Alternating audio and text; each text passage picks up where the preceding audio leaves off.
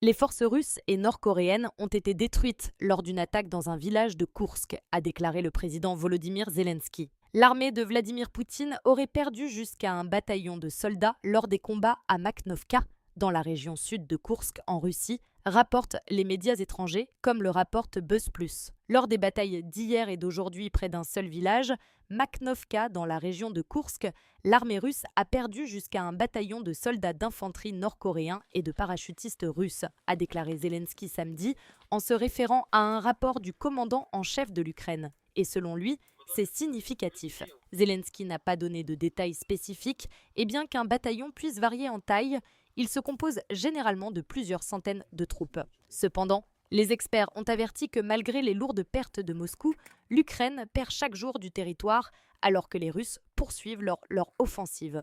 Et selon les rapports, des responsables américains espèrent que le président Zelensky se retirera plus tôt que tard pour éviter la perte de vie. Il a précédemment déclaré que son objectif était de maintenir le territoire à l'intérieur de la Russie pour une durée indéterminée.